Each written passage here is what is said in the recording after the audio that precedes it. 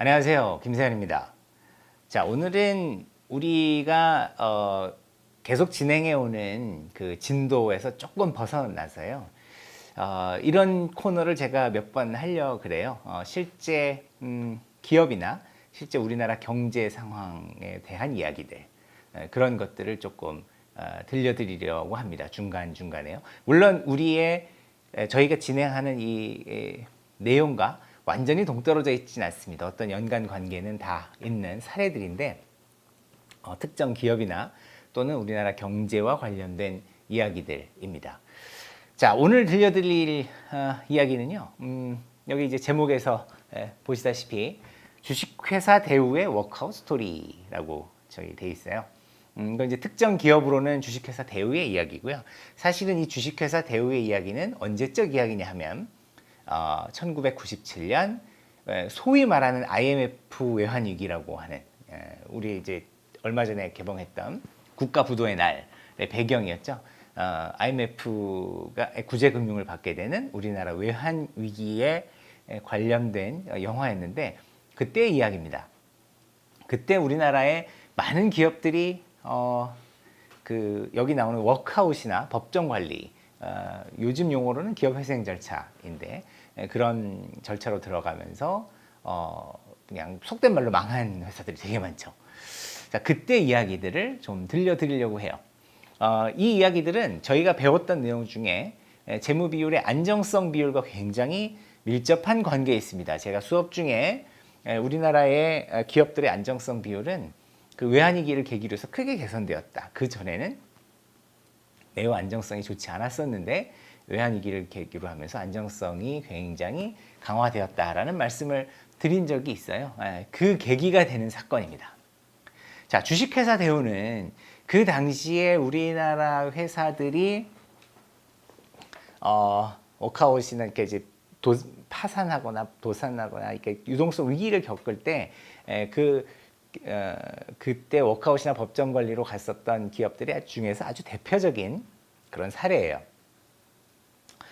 자, 일단 여기 보면 주대우의 워크아웃 스토리 이렇게 되어 있죠.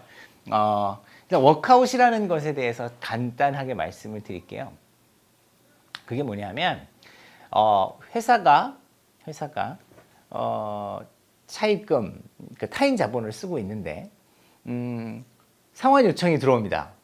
금융기관이나 돈을 빌려준 채권자로부터 상환 요청이 들어와요. 원래는 갚아야죠. 뭐 이자가 됐던 원금이 됐던 갚아야 됩니다. 근데 회사에 돈이 없어요. 돈이 없어서 어떻게 할 수가 없는 그 상황이 됐을 때 그러면 우리가 부도 난다 그러죠. 부도가 났다. 만기가 도래했는데 상환할 수 없어서 부도가 났다. 이런 표현을 쓰는데 그때 회사가 일종의 스톱 이렇게 외치는 거예요. 그만 잠깐 이렇게. 그래서 채권자들을 모아놓고 야, 이대로 너희들이 그 상환 요청을 하면 난 망해. 그러니까 잠깐 이 원금이나 이자를 좀 유예해줘. 좀 탕감도 해주고 그러면 내가 돈을 벌어서 나중에 갚을게. 지금 우리 회사 망하게 해가지고 뭐 청산해서 재산 나눠 가져왔자 얼마 안 되잖아. 그거보다는 나 잠깐 그 채권 상환이나 이자 상환 유예해주고 조금 시간을 주면 내가 돈 벌어서 갚을게. 이렇게 얘기하는 게 워크아웃이에요. 그 워크아웃에서 그 채권자들이 동의를 하게 되면 그 절차에 따라서 기업이 이제 살아가는 거고 동의하지 않으면 회사는 청산하게 됩니다. 자, 그런 게 워크아웃이에요. 그 대표적인 게 이제 주식회사 대우였어요. 여러분들이 대우라는 회사를 기억하시는 분은 9세대죠. 옛날 분들이고. 요즘 젊은이들은 뭐 대우? 이름은 알죠. 그러나 그런 회사가 있었다라는 건 까마득한 옛 일입니다. 대우는 우리나라의 그 외환위기 97년이 오기 전까지는 우리나라 4대 그룹의 하나였고요. 굉장히 큰 회사였죠. 그리고 대표적으로 그 공격적인 경영을 해서 그 당시에는 뭐 세계 경영 이런 걸 표방하면서 은행권으로부터 차입을 많이 일으켜서 그 돈을 갖고 공격적으로 해외로 진출했었던 아주 대표적인 기업이에요. 그런 주식회사 대우가 방금 말씀드린 워크아웃에 들어가죠. 스톱을 외친 거예요. 정확하게는 98년 중에 그런 일이 발생하게 됩니다. 98년 제 기억으로는 아마 하반기쯤에 워크아웃에 들어가요. 그러면서 굉장한 충격을 줬죠. 그 당시 워크아웃에 들어간 기업 중에 이제 제일 큰 애가 들어간 겁니다. 많은 기업들이 그때 이전에 이미 97년부터 워크아웃이 많이 시작됐는데 제일 큰 놈이 들어간 게 이제 대우죠. 자, 대우가 워크아웃 들어갔을 때의 이야기를 이제 여기 제가 이제 정리를 해놨는데, 자, 워크아웃 들어가기 전 98년 12월 31일자 요때의 재무 상태표입니다. 그러니까 이걸 보니까 주 대우는 98년 12월 31일까지는 아직 워크아웃에 들어가지 않은 상태예요. 정상적인 기업으로 존재하고 있었을 때입니다. 자산이 31.4조였고요. 31.4조. 부채가 27.3조. 그래서 요 밑에 보면 순자산이 3.8조 정도 되는 회사였어요. 그냥 척 보았을 때도 부채 비율이 상당히 높죠. 자산은 3.8조인데 부채는 27.3조니까 뭐 7배, 700% 정도 굉장히 부채 비율은 높은 회사였으나 어쨌건 순자산이 플러스인 상태였습니다. 98년 12월 31일 재무상태표까지 그러했어요. 그런데 이 중간, 그러니까 99년 중간에 워크아웃에 들어가죠. 즉 99년 중에 상환 요청이 들어오니까 채권자들이 이제 돈 갚아 그러니까 대우가 잠깐 스톱, 나 못 갚을 것 같아, 워크아웃 신청을 한 거예요. 자, 워크아웃을 하게 되면 여기 보입니다만은 워크아웃 실사라는 거를 하게 됩니다. 이게 무슨 과정이냐면 아까 말씀드렸던 그 판단을 하기 위한 과정이에요. 즉 채권단이 이제 대우는 스톱을 외쳤어요. 채무 상환이 들어왔다는 건 여기 27.3조 중에 일부를 만기가 도래해서 갚으라고 채권단이 이야기한 거죠. 또는 여기에 해당하는 이자를 갚으라고 얘기했는데 그걸 갚을 능력이 안 돼서 스톱을 외친 거예요.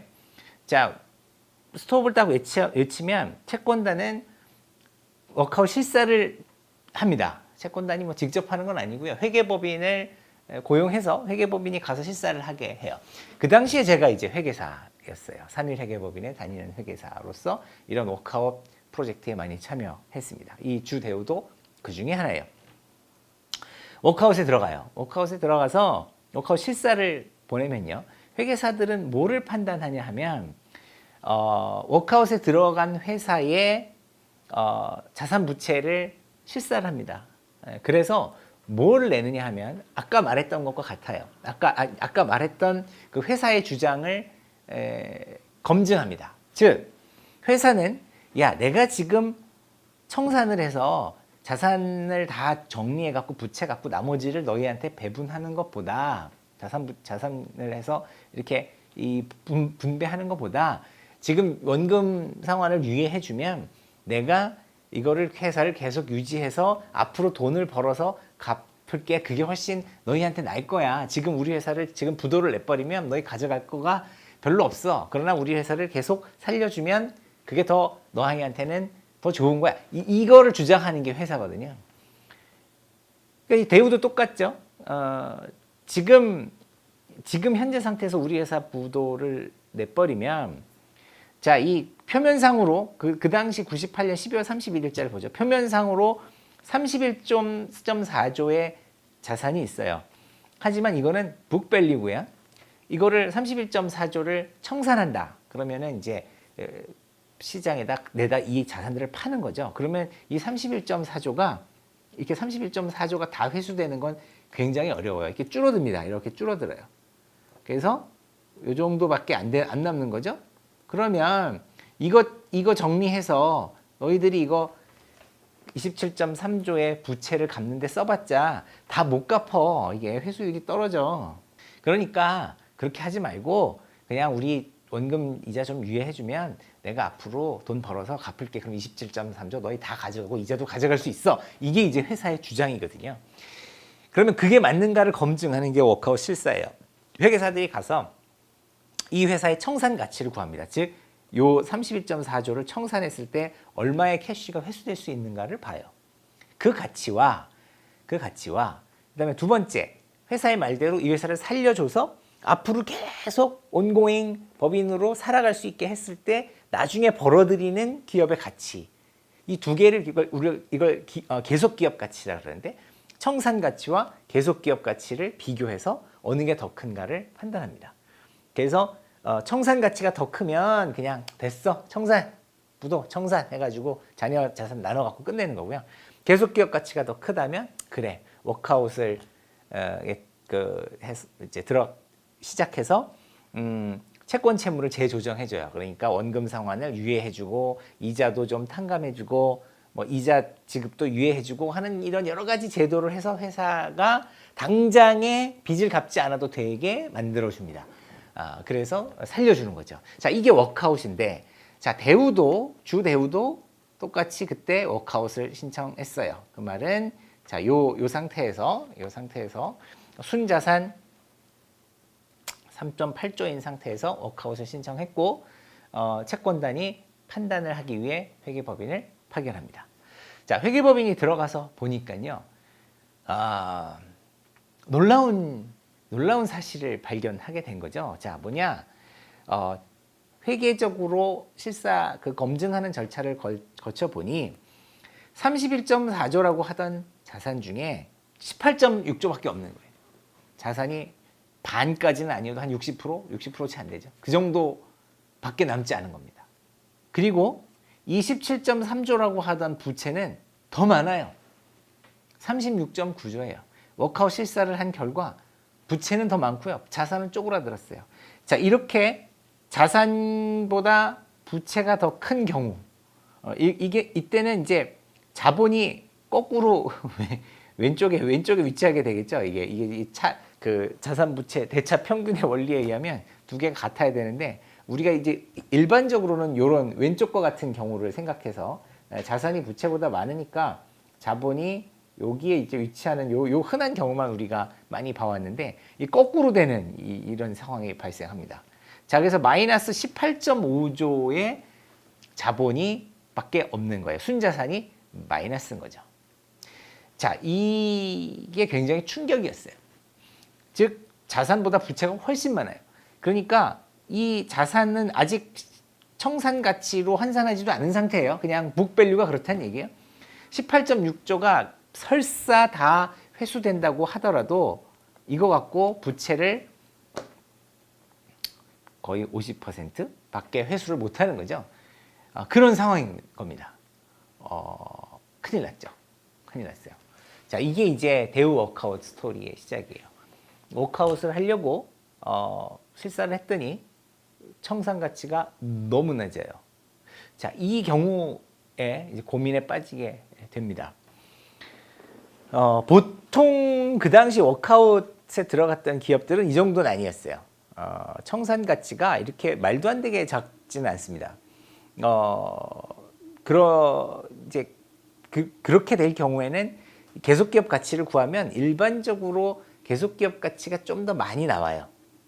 왜 그러냐 하면 97년 외환위기의 당시에 우리나라에서 막 파산했던 그런 많은 워크아웃으로 들어갔던 기업들을 보면은요, 사실은 영업은 좋았어요. 영업은 괜찮아요. 영업이익을 또박또박 내고 회사의 수익 구조는 좋은데, 너무 많은 부채를 쓰고 있다 보니까, 그러니까 그야말로 안정성이 떨어지는 기업이죠. 부채를 너무 많이 쓰다 보니까 일시에 원금 상환 압박이 딱 들어왔을 때 그걸 갚을 돈이 없는 거예요. 유동성이 부족한 거예요. 그래서 망하고 워크아웃으로 들어온 기업들이 대부분이었거든요. 그러니까 계속 기업 가치는 이 영업이 잘 되고 그 회사의 목적 사업에서 돈을 많이 벌면 미래에는 돈을 많이 벌게 돼 있어요. 그러니까 계속 기업 가치가 크죠. 근데 청산 가치를 내면 너무 부채를 많이 썼기 때문에 자산을 지금 처분하면 부채를 다 못 갚을 확률이 좀 커지는 거예요. 그러니까 계속 기업 가치가 청산 가치보다 큰 게 일반적이에요. 대우도 마찬가지입니다. 청산 가치가 워낙 낮죠. 근데 이제 이 기업은 어떤 문제가 있느냐면 부채에 비해서 압도적으로 자산이 작기 때문에 이 자산을 갖고 18.6조를 갖고 계속 기업을 돌린다고 하더라도 36.9조에는 택도 없이 모자라는 거예요. 계산을 해도. 그러니까 계속 기업 가치를 내도 채권단은 원금 회수를 못해요. 채권 회수를 못해요. 몇 년 기다려주는데도 못해요. 지금 처분해도 못하고 몇 년 기다려 또 못해요.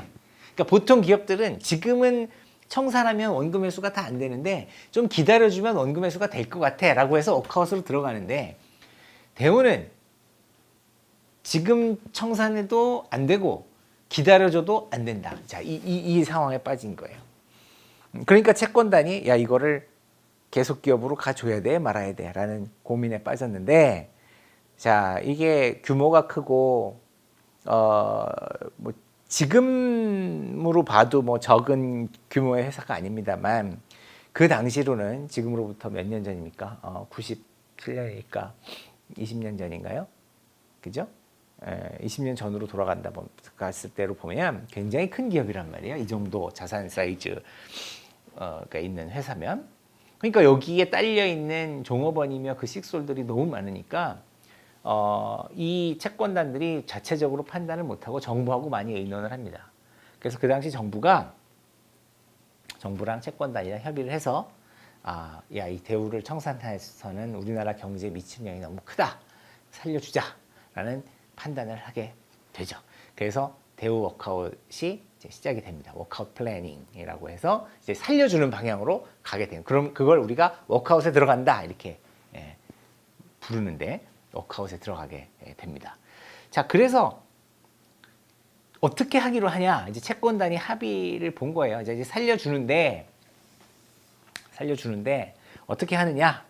자, 앞장에서 보는 이 18.6조의 자산, 18.6조의 총 자산을 세 개로 나눕니다.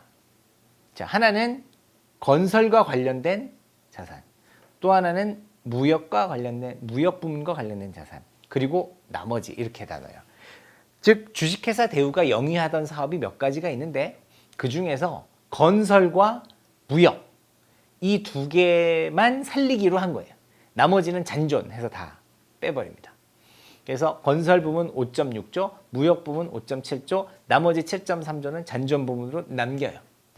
이게 이제 그 대우 워크아웃에서 아주 그 유명한 이게 대우 분할이라는 절차예요. 그러니까 살려는 주는데 그대로 있는 채로 살려주는 게 아니라 대우를 짜게겠다 이거죠. 분할. 짜게서 살려주겠다. 주 대우라는 회사에서 총 3개 부문이 찢어서 회사로 독립을 하게 되는데, 하나가 건설, 하나가 무역, 그리고 나머지 이렇게 된 겁니다. 자, 부채 36.9조, 총 자산의 거의 2배에 해당하는 부채도 나눠요. 건설 부문과 무역 부문과 잔존 부문으로 나눕니다.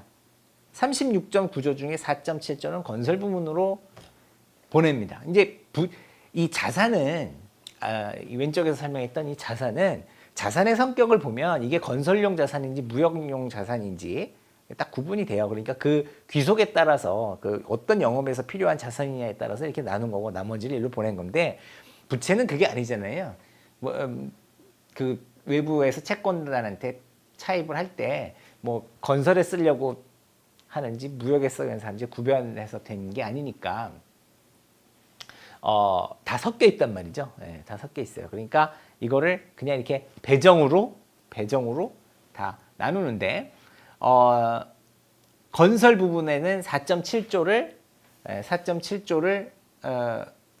부채를 배정하게 됩니다. 이 기준이 뭐냐?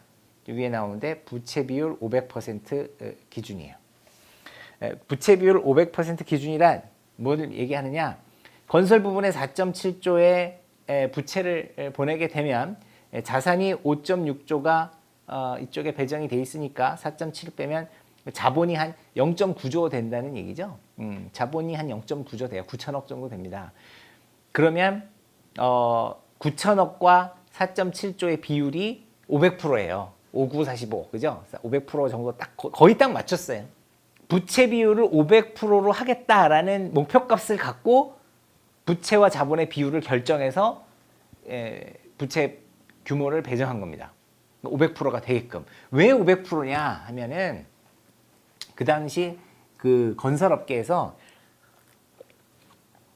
관급공사, 즉 정부에서 발주하는 공사를 수주하려면 그때 이제 기준이 있었어요. 부채 비율 500%가 넘어가는 초과하는 건설업은 관급공사를 수주할 수 없다. 이게 이런 게 있었거든요. 그래서 관급공사를 수주를 해야만 하기 때문에 주 대우는 여러 가지 뭐 토목 부문도 많고 하니까 그래서 500%를 맞추자. 그래서 500%에 맞게끔 500%에 맞게끔 부채를 집어넣은 겁니다. 참고로 부채 비율을 뭐 여러분 잊어버리셨을지 모르겠지만 부채 나누기 자본이죠. 이겁니다. 이게 부채 비율이에요. 그래서 주 대우의 경우에 0.9분의 4.7조, 0.9조분의 4.7조 500%를 맞춘 겁니다. 자, 무역 부분은 5.4조, 조금 더 많은 그 부채가 갔어요. 거의 자산은 건설이나 무역이나 5.6조, 5.7조로 비슷한데 부채는 건설 부분보다 조금 많은 부채를 배정했습니다. 여기에 사용된 부채 배정의 기준이 이자 보상 비율 150% 기준이에요. 이자 보상 비율을 또 여러분들이 잊어버리셨을까 봐 다시 말씀드리면 영업이익 나누기 이자 비용. 즉 차입금으로 인한 이자보다 영업이익이 얼마나 많으냐. 자, 이건데요. 이거를 150% 기준으로 한 겁니다. 그 당시 이자율이 제가 대우의 채권단이 요구하는 그 이자율이 얼마였는지 제가 정확하게 기억은 안 납니다만 약 한 10% 언저리 됐다고 기억이 나고요. 대략 따지면 이제 이런 식으로 계산을 한 거예요. 무역 부분의 이 5.7조의 자산을 가지고 무역 부분에서 예상되는 1년 예상 영업이익 한 8,100억 정도? 8,100억 원 정도의 영업이익이 난다라고 가정을 한 거죠. 그러면 이 8,100억 원 정도의 영업이익이 난다는 거 전제하에서 이자 보상 비율이 150%가 되고자 한다면 역산을 하면 이때에 감내할 수 있는 이자 비용이 5,400억인 거예요. 1년에 5,400억 정도의 이자 비용이 되면 그리고 1년에 8,100억 정도의 영업이익을 발생시키면 이 회사의 이자 보상 비율이 150%가 되겠죠. 자, 이 5,400억의 이자 비용이 나오려고 한다면 1년 이자율이 10%라고 한다면 그 원금은 그게 5.4조죠. 그래서 이 5.4조를 집어넣은 겁니다. 무슨 말씀인지 아시겠죠? 그러니까 영업이익을 추정을 했어요. 1년에 이 무역 부분에서 주 대우의 무역 부문이 1년에 한 8,000억, 8,100억 그 정도 사이에 영업이익을 낼 것 같아. 근데 그게 150% 이자 보상 비율을 만족시키려면 이자 비용은 한 5,400억 정도 계산하면 나오니까요. 5,400억 정도 감내할 수 있는 거고 그거의 원금은 5.4조야. 그래서 5.4조를 여기다가 집어넣게 됩니다. 이자 보상 비율이 왜 150%였느냐라고 하면 그러니까 이제 이 나름대로는 그거죠. 그러니까 채권단은 최대한 많은 부채를 살려서 이 건설 부분이나 무역 부분으로 배정하고 싶어 해요. 왜냐면 이 두 개는 이제 살아갖고 앞으로 가는 거고요. 나머지 잔존 부분은 없어질 회사거든요. 그래서 많은 부채를 그쪽에다가 살려서 자기들이 받을 수 있는 걸로 만들어 놓게 하기 위해서 최대한 많은 부채를 거기다 얹히려고 하는 겁니다. 그래서 무역 부분은 더 많이 얹히고 싶지만 뭐 최대한 하면은 자산과 똑같은 정도의 그 부채를 얹히고 싶잖아요. 근데 그렇게 하면 관급공사를 못 하니까 부채 비율 500%에 맞춰서 4.7조를 건설 부분에 얹힌 거고 무역 부분도 최대한 많이 얹히고 싶지만 이자 그 영업이익이 이자 비용보다 그래도 한 1.5배 정도는 돼야 이자를 갚고 나머지 반 정도는 재투자가 일어난다. 그러니까 이자만 갖고 다 끝나면 안 되잖아요. 1년에 벌어들인 거에 이자 갚고도 좀 남아있어야 그거 갖고 뭐 재투자도 하고 기타 여러 가지를 하니까 150%라는 거를 목표값으로 정해놓고 이제 부채를 정해서 여기다 이제 배정을 한 거죠. 자, 그래서 건설의 4.7조, 무역의 5.4조의 부채를 배정하고요. 나머지를 잔존 부문으로 남기는데 그게 무려 26.8조가 되는 거죠. 자, 이렇게 배정을 하여 건설 부분과 무역 부분은 새로운 회사로 출발을 하게 됩니다. 건설 부분은 자산 5.6조, 부채 4.7조를 가지고 대우건설이라는 이름으로 새 출발을 하게 되고요. 무역 부문은 자산 5.7조, 부채 5.4조, 순자산 0.3조겠죠. 그 규모를 가지고 대우 인터내셔널이라는 이름으로 새롭게 출발을 하고, 나머지 잔존 부분에 남은 자산 7.3조, 나머지 부채 26.8조. 이 자산은 이제 거의 쓸모가 없어요. 거의 부실 자산이요. 네, 부채는 뭐 부채지만 이거 뭐 부채가 훨씬 많죠. 이거는 주대우라는 것에 남아서 그냥 소멸하게 됩니다. 그러면 그렇게 됨으로써 여기에 잔존 부분에 남아있는 26.8조의 부채는 그냥 날아가 버린 거죠. 즉 채권단의 입장에서는 총 36.9조의 부채 중에 26.8조는 날린 거고요. 건설의 4.7조, 무역의 5.4조, 합이 한 10.1조, 10조 정도 되는 거는 살린 거죠. 이제 남아서 앞으로 가는 대우건설과 대우인터내셔널에 얹혀진 겁니다. 자, 이게 이거예요. 대우건설 자산 5.6조, 부채 4.7조, 순자산 0.9조로 해서 출발했고요. 자, 무역 부문은 5.7조, 5.4조, 순자산 0.3조, 자본 0.3조로 해서 대우인터내셔널이라는 이름으로 신설되어 이 두 법인이 시작하게 됩니다. 이게 2000년 초죠. 거의 2000년 시작하면서 이 두 법인이 스타트하게 돼요.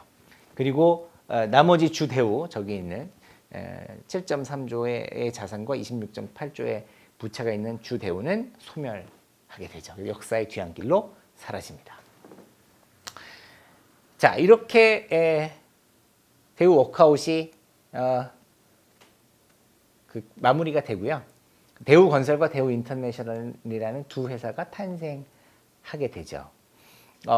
물론 이 워크아웃을 하게 되면은요, 여기 남아있는 이 부채조차도 상당히 유예를 해주게 돼 있어요. 이 대우의 경우에는 제 기억으로는 2003년까지 한 3년, 2000, 한 4년 정도를 원금 상환을 유예했고요. 이자도 1년 동안은 받지 않았습니다.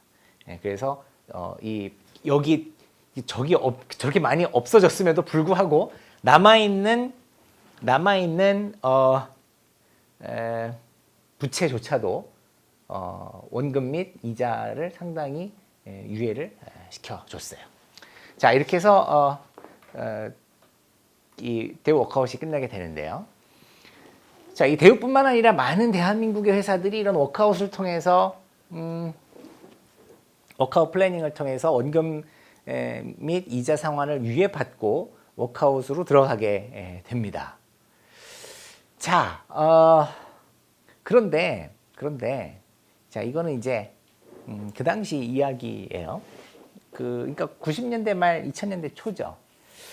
그때 저는 이제 계속 3일 회계법인에 있었는데, 이때 그때까지는 잘 모르던 외국계 자본들이 들어옵니다. 소위 헤지 펀드라는 펀드들인데, 외국 펀드들이 들어와서 이런 워크아웃에 들어간 회사들의 부채라든지 자본을 많이 샀어요. 금융기관들로부터. 자, 이걸 대우 것만 보면요, 이제 채권단이, 그러니까 뭐 은행이나 뭐 이런 금융기관들이, 우리나라 금융기관들이 여기 대우건설의 부채나 무역 인터내셔널의 부채, 또는 대우건설의 자본이나 대우인터내셔널의 자본을 갖고 있죠. 근데 그 채권단의 입장에서는 이게 이제 명목상으로는 이렇게 돼 있지만 그 은행으로 가보면은요, 이게 4.7조, 5.4조가 4.7조, 5.4조가 아니에요. 더 밸류가 낮게 돼 있어요. 왜 그러냐면 4.7조라는 거는 뭐냐면 지금 당장 갚으면 4.7조라는 건데, 실제로 빌려주고 있는 금융기관의 입장에서는 지금 여기 원금 유예와 이자 유예가 걸려있기 때문에 미래가 돼야 이거를 회수한단 말이에요. 그러니까 이게 이제 어려운 용어로 미래 현금 흐름의 현재 가치 그러는데 미래에 받는 4.7조는요. 지금으로 따지면 4.7조보다 훨씬 낮아요. 그렇잖아요. 여러분들이 예를 들어서 어떤 사람이 와서 야 10년 후에 1억 줄게라고 하면 되게 좋은 것 같지만 지금 가치로 따지면 그게 얼마 안 됩니다. 생각보다. 왜냐하면 10년 후 얘기이기 때문에. 예. 그러니까 지금 뭔가 그 뭐 한 2천만 원, 3천만 원 갖고 10년 동안 잘 굴리면 1억 되거든요. 그러니까 지금 가치로는 한 3천만 원밖에 안 되는 거예요. 그런 원리가 있단 말이죠. 그래서 금융기관의 장부에는 이거보다 훨씬 낮게 돼 있어요. 근데 어쨌거나 그런 외국계 헤지 펀드들이 들어와서 이런 여기에 부채를 은행으로부터 사갑니다. 워크아웃에 들어간 기업의 부채를 사가요. 또 워크아웃으로 인해서 갖게 된 이런 주식을 사갑니다. 그 은행의 입장에서는 좋아요. 왜냐하면 은행이라는 게 원래 주식 투자하는 기관이 아니잖아요. 주식 투자해서 배당받고 뭐 회사를 키우고 이런 기관이 아니란 말이에요. 돈 빌려주고 받는 금융기관이죠. 지금 주식으로 갖고 있어서 이거 언제 회수될지도 모르겠는데 외국 금융회사가 와서 그걸 사가겠대.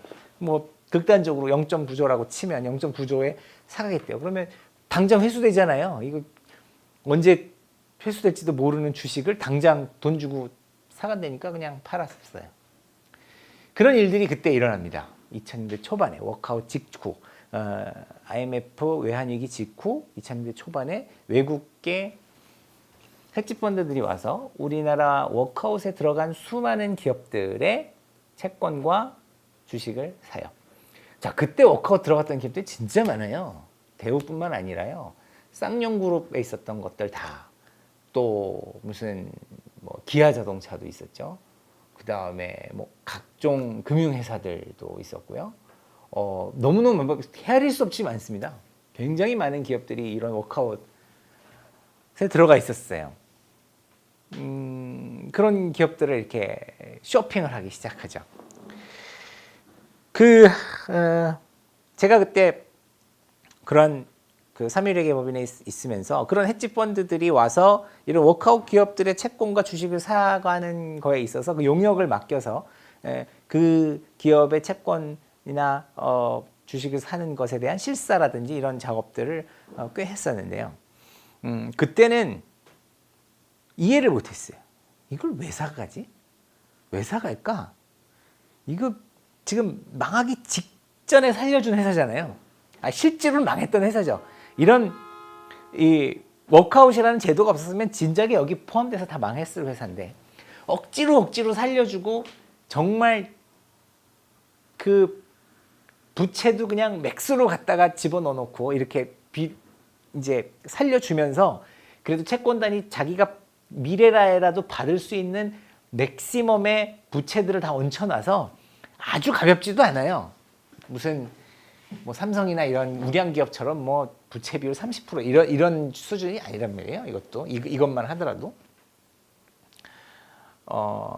근데 뭐 이런 기업을 잘 될지도 안 될지도 모르는데 게다가 그 당시에는 이제 IMF 외환위기 직후라 경기도 별로 안 좋죠. 이제 뭐 막 다 뭐 대한민국 경기가 그저 그런데 그 상태에서 이거를 왜 사가지 이런 기업 거를 그리고 그 사가서 돈이 되나 뭐 이런 의문이 있었어요. 근데 그런 의문이 몇 년이 지난 다음에 풀리게 되죠. 대우를 볼까요? 이렇게 출발했잖아요. 이렇게 출발했어요. 이게 5년 후에 5년 맞을 겁니다. 2005년, 2006년 정확한 시기가 기억이 안 납니다만 몇 년 지난 후에 자 이렇게 워크아웃에 들어갔던 기업들이 워크아웃을 졸업하고 워크아웃 기간을 끝나고 훌륭하게 살아납니다. 자 말씀드렸지만 대부분의 워크아웃에 들어갔던 대한민국 기업들은 영업은 괜찮았어요. 돈은 잘 벌었었거든요. 돈을 잘 벌었었기 때문에 몇 년 동안 이자와 원금의 상환을 유예시켜 주니까 자기가 버는 돈으로 훌륭하게 살아나요. 그래서 우리하고 괜찮은 회사가 되는 겁니다. 부채도 잘 갚고 이자도 딱 갚고 이익 따박따박 내는 회사로 거듭 나게 된 거죠. 자, 그래서 그때부터 채권단은 조금씩 그 여기서 나온 이익으로 원금도 상환하고 이자도 갖고 가고 이런 일들이 생겨요. 그죠? 자, 근데 채권단의 입장에서는 더 드라마틱한 일이 생긴 거죠. 바로 이런 워크아웃에 들어갔던 기업을 이제 정상화됐으니까 매각할 수 있게 된 거예요. 자, 한국의 경기가 살아나기 시작합니다. 2000년대 초반을 지나고 중반을 가면서 경기는 훅 살아나요. 그러니까 살아남은 기업들이 좋은 기업을 살 수 있는 여력이 생깁니다. 그래서 대우건설이라는 훌륭한 건설회사, 이제 그 워크아웃 들어간 이후에 대우건설은 뭐 여러분들 기억하지만 프루지오라는 아파트 브랜드, 또 뭐 트럼프 하우스 뭐 이런 브랜드도 있었고요. 이런 걸로 또 토목공사 쪽에는 일가견이 있었고 그런 쪽으로 해서 훌륭하게 살아났고요. 이 훌륭하게 살아난 회사를 2006년에 매각하게 됩니다. 공개 매각하게 돼요. 그걸 누가 사가느냐? 금호아시아나 그룹이 사가죠. 물경 얼마에 사가느냐? 0.9조였던 지분을, 이거 전부 다도 아니에요. 72%를, 이 중에 72%를 경영권 지분을 6.4조에 가져갑니다. 그러니까 이게 얼마예요? 어마어마하게 높은 가격에 사가게 되죠. 또 대우 인터내셔널도 이것 이후에 뭐 외국 자원 개발이니 이런 걸로 아주 훌륭하게 살아납니다. 그래서 요거 후에 한 몇 년 후에 포스코가 3.4조에 68.15%를 인수해요. 그러니까 0.3조 100%를 3.4조에 한 게 아니라 0.3조 중에 68.15%. 그죠? 그거를 3.4조에. 그러니까 이때 이 밸류보다 거의 10배가 넘죠. 이것도 마찬가지고요. 10배 정도 되는 가격이 다 사가요. 그렇게 함으로써 이 대우의 주식을 갖고 있었던 채권단들은 떼돈을 벌게 된 거죠. 자, 이런 현상을 우리가 목격하게 됩니다.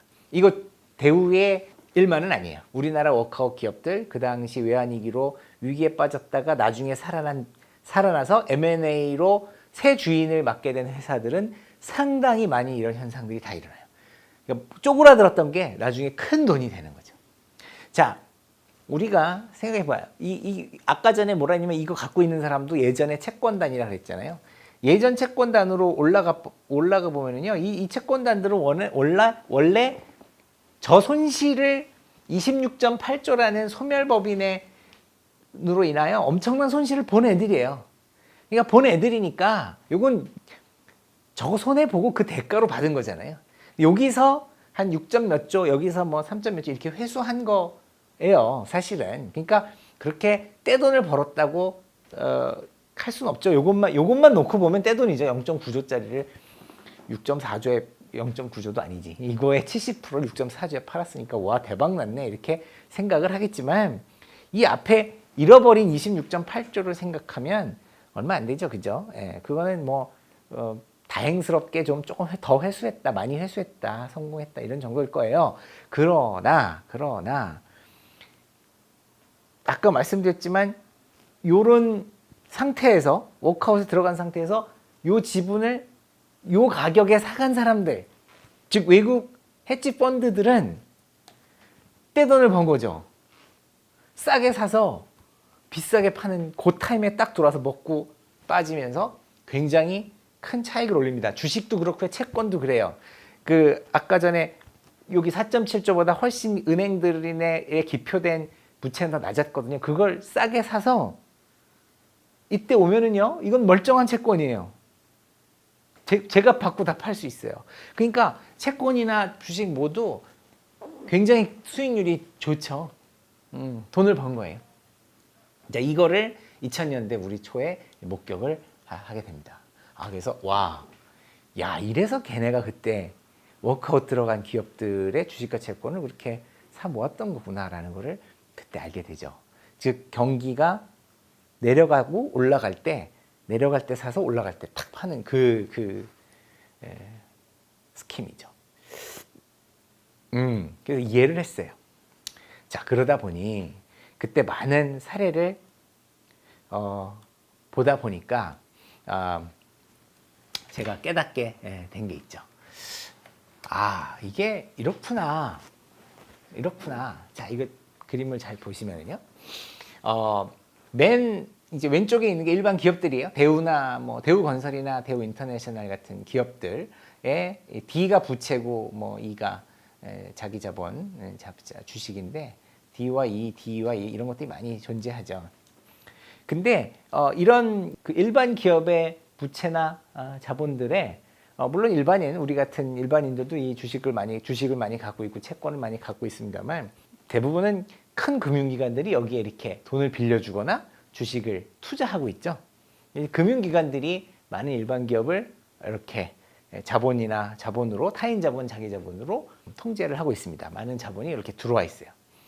그리고 우리나라의 금융기관들, 은행, 그 당시로 따지면 뭐 종금사, 뭐 증권회사, 자산운용사 이런 일반 기업에 투자를 하는 채권이나 지분을 투자하는 금융기관들에는 이 금융기관도 자본과 이게 부채와 자본이 있잖아요. 이거를 해외 금융기관에서 이렇게 투자를 해 주고 있는 겁니다. 그러니까 금융기관은 일반 기업에 투자를 하고요.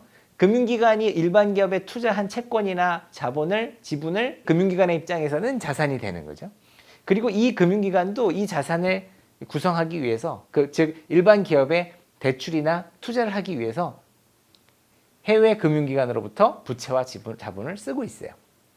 물론 100% 다 쓴다는 건 아닙니다만 우리나라가 이제 금융 자유화가 되면서 외국 자본이 많이 우리나라에 투자를 하고 있는 거죠. 또 해외 금융기관의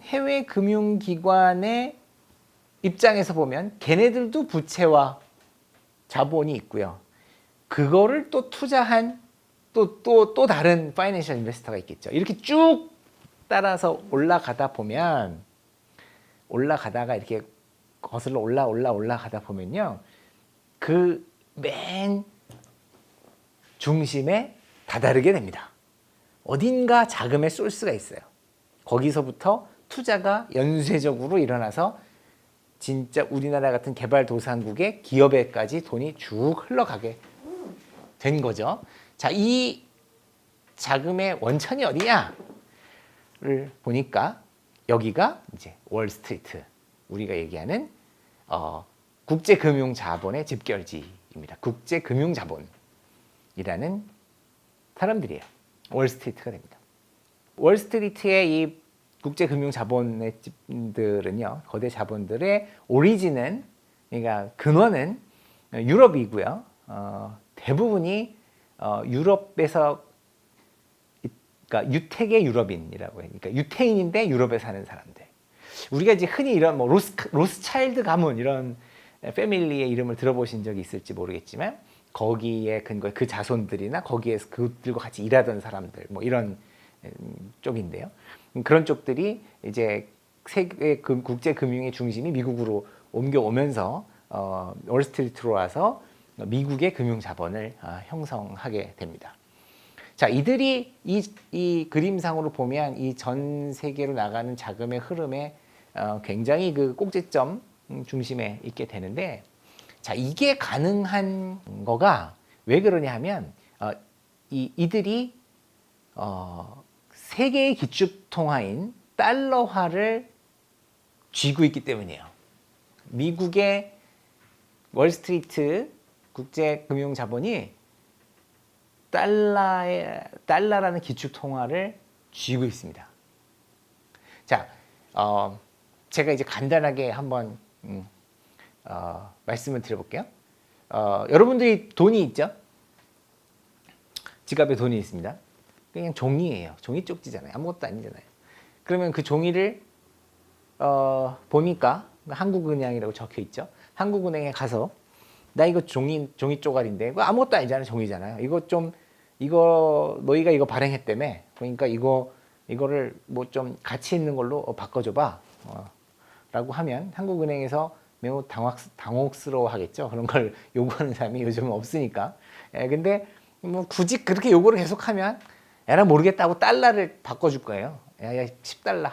이게 만 원이 거의 10달러. 야 10달러 주고 야 이거야 이거 좀 가치 있지? 이거 가져가. 그래요. 그걸 딱 보니까 미국 화폐예요. 미국 연방준비은행이라고 적혀 있습니다. 영어로. 그래서 이제 비행기를 타고 미국으로 가서 미국 정부에 가서 재정 경제부 뭐 이런 데 가서 미국 정부에 가서 야 이거 너희가 발행한 종이잖아. 그러니까 이거 좀 가치 있는 걸로 바꿔줘봐. 라고 하면 의외로 미국 정부는 그럼 저기 가봐 하고 연방준비은행으로 가라고 합니다. 야 이게 너희랑 똑같은 거 아니야? 너희 정부 아니야? 아니에요. 이게 이제 굉장히 재미있는 건데 미국 연방준비은행은 국가기관이 아닙니다. 국가기관이 아니에요. 그럼 뭐냐? 주주들이 있어요. 주주들이 개인 주주들이 있습니다. 그들이 누구냐? 아까 말한 금융국제자본이에요. 우리가 흔히 아는 뭐 유명한 뱅크들 뭐 있잖아요. 뭐 골드만삭스니 뭐 JP 모건이니 이런 쪽 주주들이 거기 주주예요. 연방준비은행을 소유하고 있죠. 거기서 발행한 거예요. 거기서. 오호? 그게 거기를 갖고 가요. 오케이 하고 거기를 또 갖고 갑니다. 그러면 그거를 딱 받은 이제 우리가 가서 야 가치 있는 걸로 바꿔줘 그래요. 야 이건 종이 쪼가리잖아. 이거 달러를 가치 있는 걸로 바꿔줘. 라고 하면 걔네들이 뭘 내주느냐 하면 미국 정부가 발행한 국채를 내줍니다. 거기에 해당하는 미국 정부 발행 국채를 내줘요. 그러면 그 국채를 받아서 국채는 뭐냐면 국가가 발행한 채권이에요. 국가가 빚을 진 거죠. 그거를 줘요. 그럼 국채를 가지고 그럼 이제 다시 미국 정부로 가겠죠. 재무부로 가서 야 이거 너희가 발행한 채권인데 이렇게 얘기를 하면 이거는 뭐를 담보로 한 거야? 라고 하면 미국 정부가 하는 말은 뭐냐면 이거는 미국이라는 국가가 너한테 보증한 거야. 왜냐하면 미국의 많은 국민들이 미국 정부에 세금을 내잖아. 계속 돈 벌어서 세금 내지.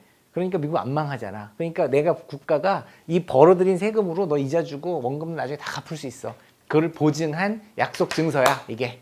그러니까 이게 이거의 가치야 라고 이야기합니다.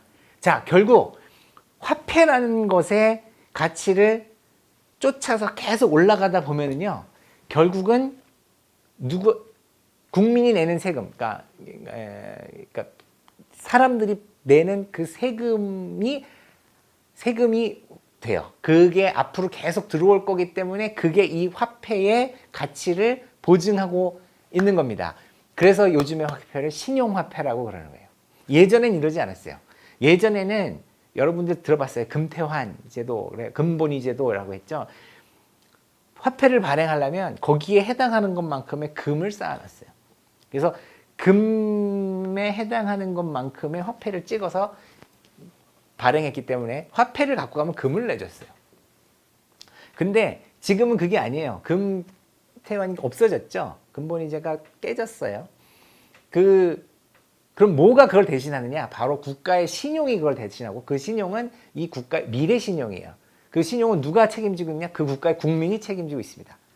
자, 극단적으로 이야기해서 전 세계의 국민들이 오늘 날짜로 아무 일도 하지 않아요.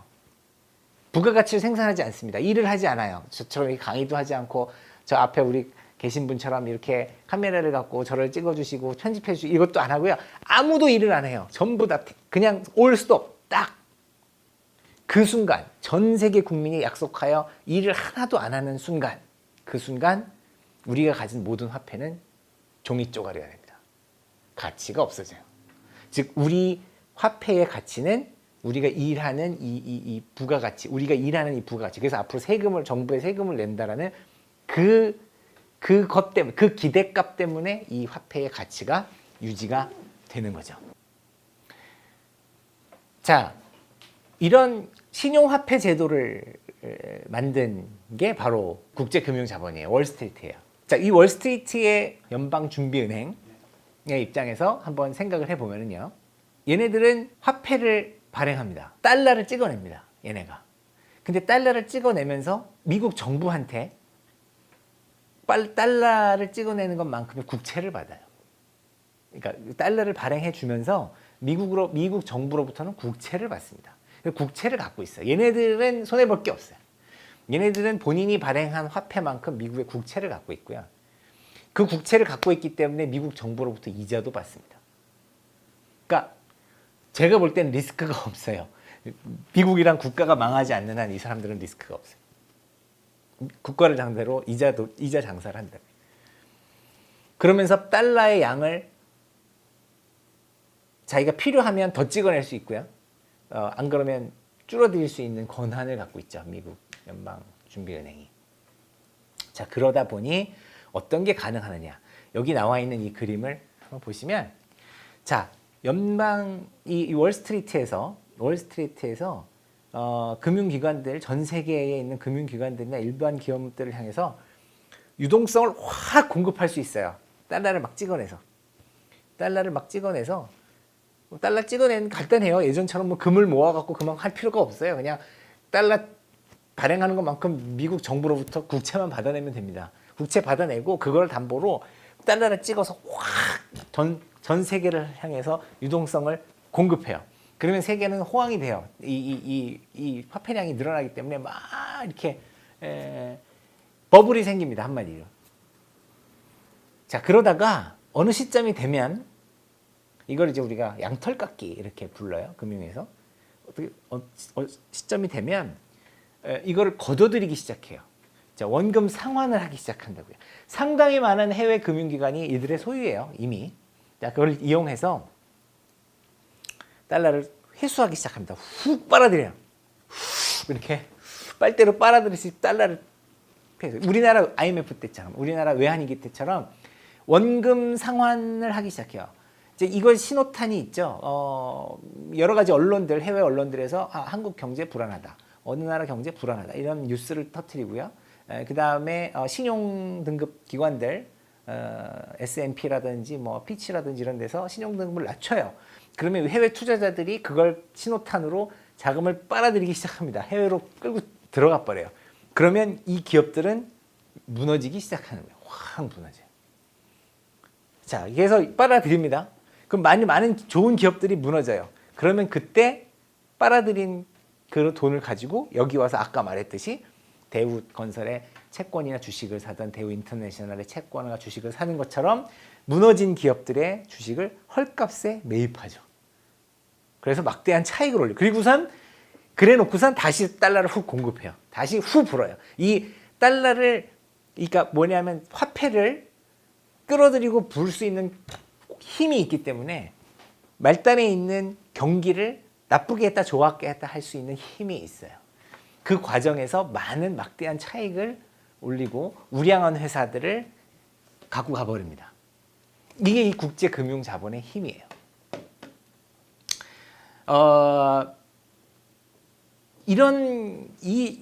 여기까지 이제 얘기를 들으면요, 슬슬 좀 열이 받기 시작하죠, 여러분이. 야, 가만히 있어봐. 이거 뭐, 쟤네들은 그냥 돈 놓고 돈 노름하는 애들이네. 완전히 자기들이 화폐를 쥐락펴락하면서 돈 노름하는 애들이네. 라는 생각을 하게 돼요. 그렇죠, 맞죠. 이 국제금융자본에 제일 맞서서 국제금융자본을 무너뜨리려고 했었던 사람들이 누구냐 하면요, 그게 미국의 정치인들이에요. 정치인들 중에 금융자본에 붙어서 사는 애가 아니라 여기에 맞서서, 야, 이거는 뭔가 아니야.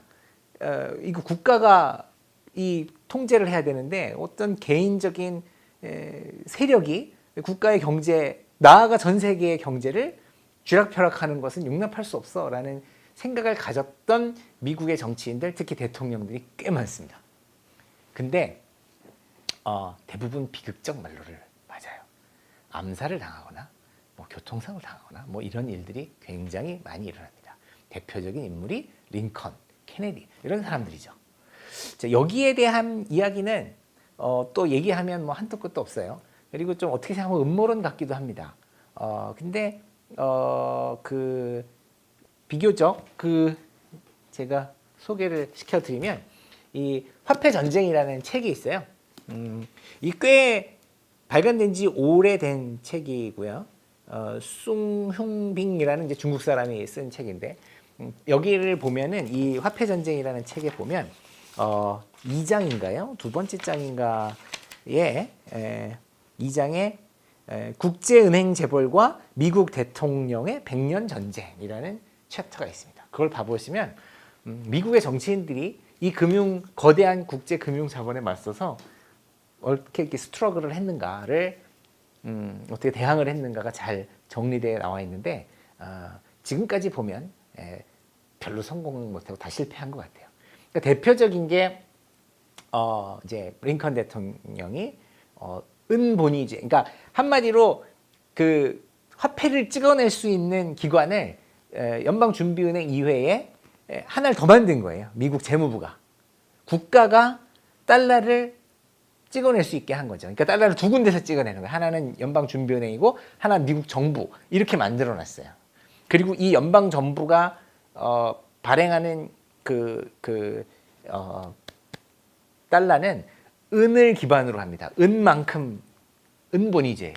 그래서 그걸 갖다 우리가 그린백이라고 표현하거든요. 링컨 시대에 만들었던 그 화폐를 그린백이라고 하는데 지금 없어졌죠. 링컨은 죽었고. 그래서 이렇게 이 국제금융자본은 자기 이외에 다른 자금의 어떤 유동성의 소스를 갖는 거를 무척 싫어합니다. 왜냐하면 힘을 잃는 거기 때문에 자기들이 이 세계의 경제를 쥐락펴락하는 것에 힘을 갖기 위해서 다른 화폐가 기축통화가 되는 걸 무척 싫어해요. 그러니까 이제 가장 많은 챌린지를 미국 사신 대통령들이 했다는 거죠. 이러한 양털깎기, 유동성을 공급했다 뺐다 하면서 유량한 기업에서 차익을 올리는 거에 뭐 대표적인 게 대공황이고요. 미국 내에서 많이 일어나요. 그래서 미국의 굉장히 우량한 회사들이 금융자본의 지배를 실제로 받고 있죠. 석유회사라든지 철강회사라든지 이런 데가. 그러니까 거기에 대항하기 위한 움직임이 많이 있었으나 별로 성공적이지 못했고요. 근래에는 이제 그 중국이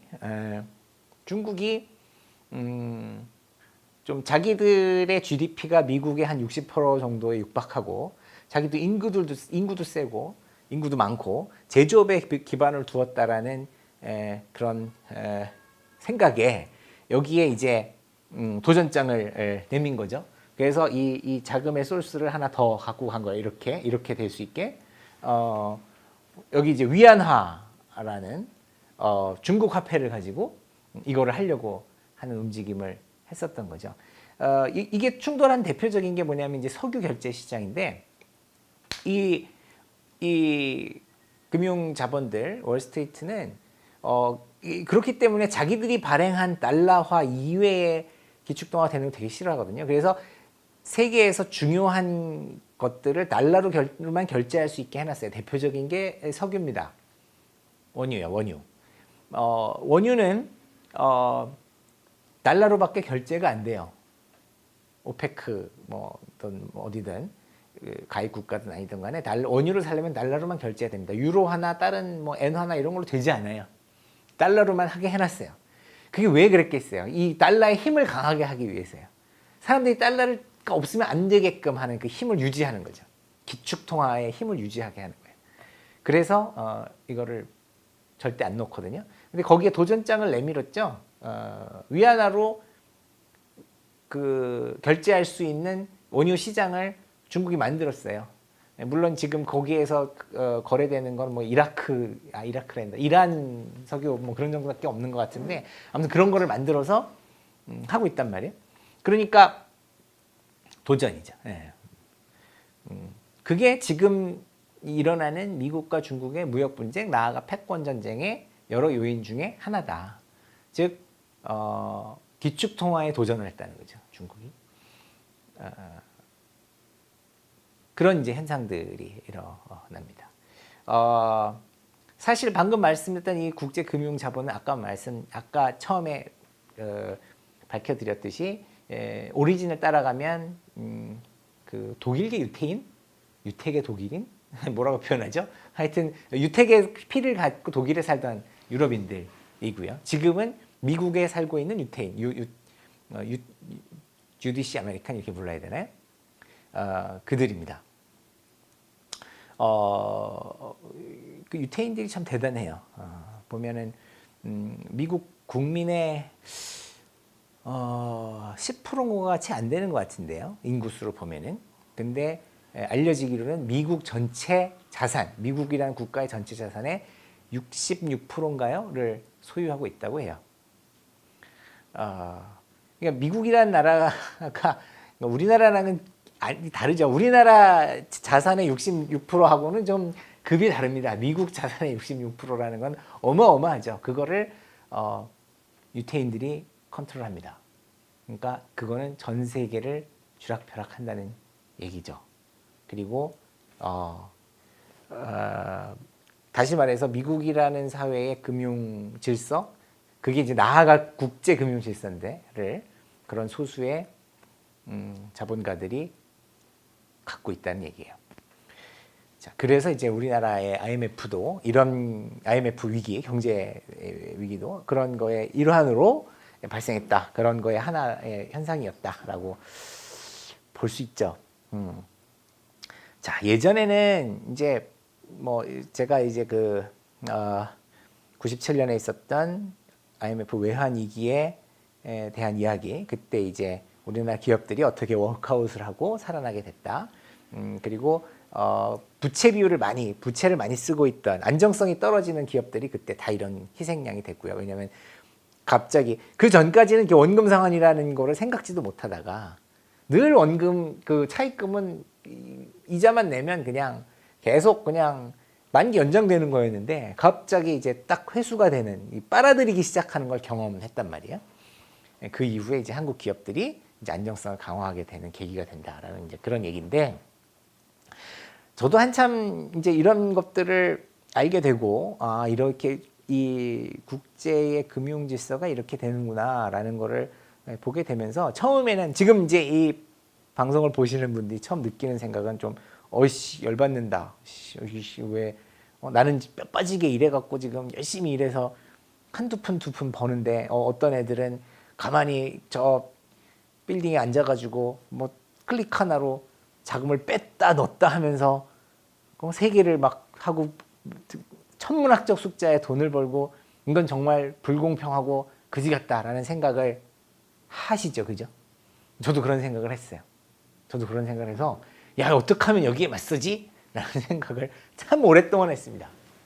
그래서 실제로 중국이 하고 있는 이런 일들, 그러니까 이제 우리나라는 규모가 작아서 이 통화를 화폐를 이렇게 컨트롤할 만한 능력, 경제 규모가 안 되니까 그래도 중국의 위안을 갖고 하면 되지 않을까 뭐 이런 생각도, 중국을 응원하기도 하고 일종의 그런 생각도 한 적이 있었는데 지금은 이제 완전히 이제 정리가 됐어요. 제 머릿속에 결론에 도달했습니다. 뭐냐면요, 이거를 뭐 모르겠습니다. 먼 훗날 뭐 100년, 200년, 300년이 지난 후에는 어떻게 될 수 있을지 모르겠지만 가까운 미래에는요 절대로 이 시스템을 거스를 수 없어요. 깰 수가 없습니다. 이 시스템이, 이 화폐와 금융 시스템이 뭐 10년, 20년, 뭐 몇 년 이렇게 연구해서 된 게 아니에요. 굉장히 뿌리 깊게 아주 유럽에서부터 시작한 거고, 산업혁명이 되고 자본주의가 생겨나면서부터 이 금융 시스템은 고도로 만들어진 거라서요. 굉장히 견고합니다. 그래서 깨질 수 없어요. 그러니까 뭐 속된 말로 개기면 안 돼요. 개기면 죽어요. 그러니까 오히려 어떻게 하면 이 흐름에 우리가 어떻게 협조적으로 가서 이 과정에서 내가 돈을 벌 수 있을까? 아니면 이 피해를 입지 않고 우리도 이런 거에 편승해서 이렇게 되는구나라는 그 피해를 입지 않고 우리가 이 경제 활동을 하고 또 부를 축적하고 하는 것에 이용하는 대상이 돼야지. 저게 맞설려 그러면요 힘들어져요. 방법이 별로 없더라고요. 자, 중국이 맞설려고 했는데 지금 현재 돌아가는 꼴을 보면 결국 중국도 이 금융자본의 달러의 힘으로 개발된 국가입니다. 중국이 생각해 보세요. 몇십 년 전만, 한 30년 전만 해도요, 진짜 못 사는 나라였어요. 우리나라 사람들이 중국 알기를 진짜 우습게 알았습니다. 우리 중국에 막 여행 가면요, 뭐, 야, 중국은 엄청 싸고, 뭐, 조금만 써도 뭐, 돈 조금만 써도 다 살 수 있고, 이러던 시절이었어요. 그 중국이 왕창 개발되고, 지금의 G2라고 할 만큼 막 이렇게 성장하게 된, 아직 뭐 1인당 GDP는 굉장히 낮습니다만 그래도 하여튼 경제 규모가 큰 거는요. 결국 그것도 미국 자본이 이 금융 자본이 훅 들어가서 그 힘으로 커졌거든요. 중국의 여러 회사들이나 국영 기업조차도요. 굉장히 많은 해외 부채를 갖고 있어요. 그러니까 취약해요. 마음 먹으면 훅 무너지게 할 수 있는 힘을 갖고 있고요. 제가 볼 땐 지금 그런 과정 중에 있지 않나 싶어요. 그래서 여기 그림에 나온 이런 대안이 안 된다. 여기는 안 되더라. 안 되는구나. 라는 걸 그것 빨리 깨달는 게 중요하죠. 그죠? 우리가 이제 일반적으로 보면 옛날에 학교 다닐 때 반에서도 저기 짱 먹고 있는 애가 있는데 힘도 되도 안 되면서 뭘 가서 뭐 해서 내가 쟤를 뭐 때려 눕혀야지. 안 되는 건 안 되는 거거든요. 그럼 빨리 생각을 바꿔먹고 쟤랑 어떻게 친하게 지낼까? 이걸까 이제 행복의 지름길이에요. 자기가 힘이 약하면. 자, 이게 그런 거를 제가 요즘은 많이 느낍니다. 이거를 거스를 수 없구나.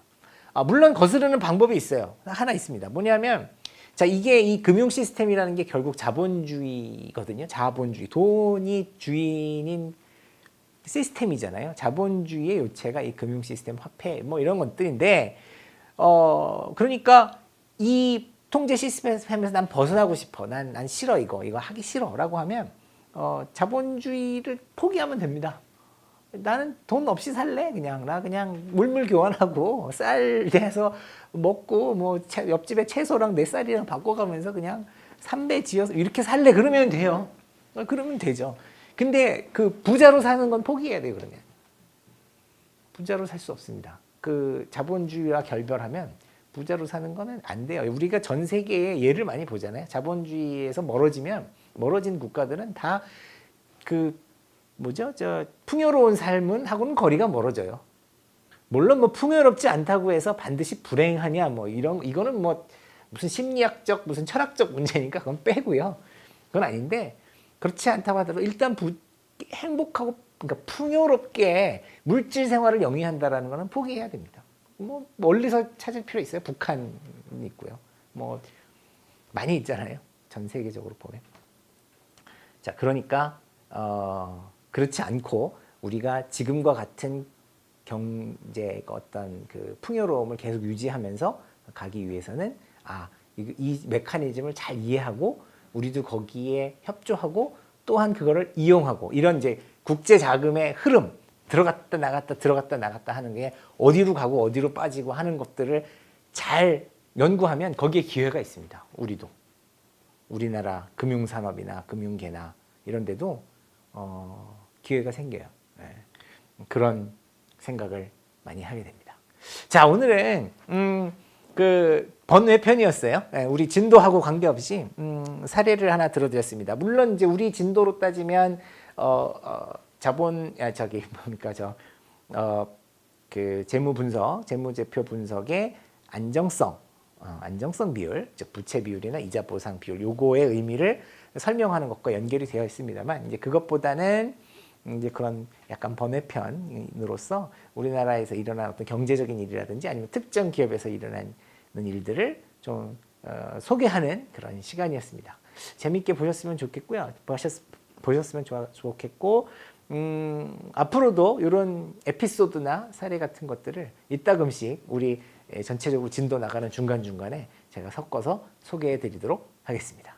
네, 수고하셨습니다. 감사합니다.